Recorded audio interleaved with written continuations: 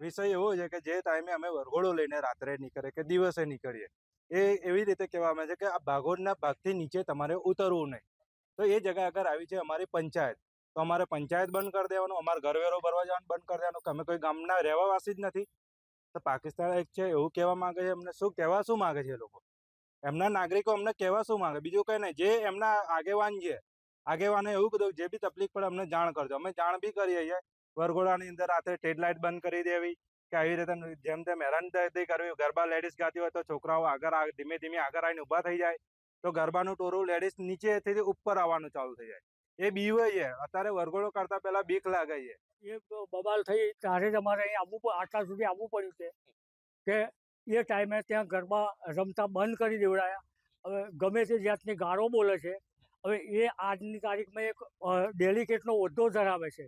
જો આવો કાર્યકર કરી અને એમના સમાજ માટે આવી આગેવાની કરે તો એ સાહેબ વ્યાજબી છે. તમારા અગાઉ કોઈ લખાણો થયેલા બંને લખાણો તો સાહેબ તે ટાઈમે થયેલા છે, પણ એટલે કે ગરબા અને આ તે અમે શાંતિથી કરીશું. એની અંદર એક મુદ્દો એમને એ જાતનો ઉમેરી દીધો છે અમારી સહીઓ થયા પછી કે આ જગ્યા અમારી છે એમ, અને આ જે ભાગોળ છે કઈ અને રોડથી નીચે તમારે નહીં ઉતરવાનું. હા, એ અમારી જોડે ખોટી રીતે છેતરપિંડી થયેલી છે.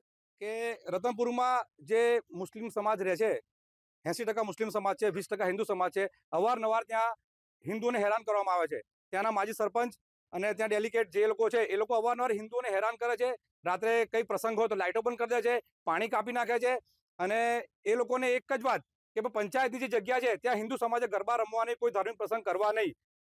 તો મેં પૂછ્યું, મેં કહ્યું આવું કેમ? તો આ લોકો એવું કહ્યું કે ભાઈ અમે તો એમને રમવા દઈએ છીએ, એ લોકો એમાં તાજિયા રમે છે અને હિન્દુઓએ ગરબા નહીં રમવાના, ત્યાં કોઈ જાતનું ધાર્મિક તહેવાર નહીં કરવાનો. અને હમણાં જે ઘટના બની 2 દિવસ પહેલા, એમાં ત્યાંનો એક વ્યક્તિ છે, મેં જોયું મીડિયાના માધ્યમથી કે ભાઈ એવું કહે છે કે જો તમે હિન્દુઓ અહીંયા ચોકમાં ગરબા રમવા આવશો, તમે અંબે માતાના મંદિર આગળ તાજિયા રમીશું.